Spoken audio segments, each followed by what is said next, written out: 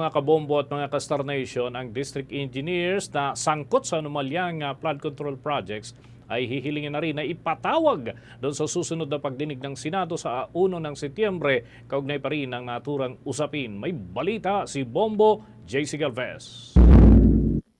Ipasasabpina ni Senator Javier Hercito ang mga district engineer na sangkot sa maanumalyang flood control projects sakaling isnabi ng mga ito ang nagpapatuloy na investigasyon ng Senado. Ayon kay Hercito, hihilingin niya kay Senate Blue Ribbon Committee Chairman Senador Rodante Marcoleta na ipatawag sa susunod na pagdinig ng komite ang mga district engineer na sangkot sa mga ghost projects, lalo na ang district office sa Bulacan na anya'y kilala sa matinding korupsyon.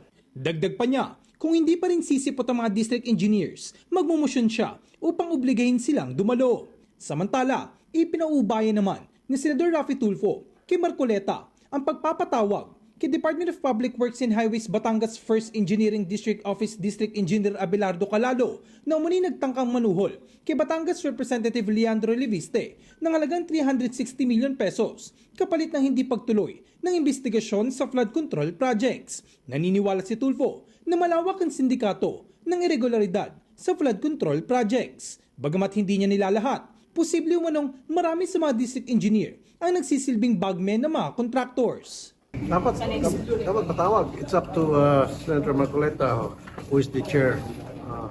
Call niya yun. Marami sa kanila, pero huwag natin lahatin. Pero majority of them, as things nakikita naman natin, prosper, maraming napabanggit mga pangalan. So, dapat sila mapatawag din. So, again, it's up to Senator Marcoleta. Una nang sinabi ni Senator Ping Lacson na posibleng bagmen o legmen ng mga malalaking kontratista ang mga district engineers ng Department of Public Works and Highways. Itong binigyan din ni Senator Lacson matapos mabunyag ang tangkang panunuhol kay Leviste. Git ng senador, hindi normal na mismong district engineer ang mag-aalok ng suhol at sa halip ay karaniwang nagmumula ito sa kontratista. Kaya mahalagaan niya na magkaroon ng malalimang investigasyon upang matukoy kung anong nasa likod ng tangkang panunuhol kay Leviste.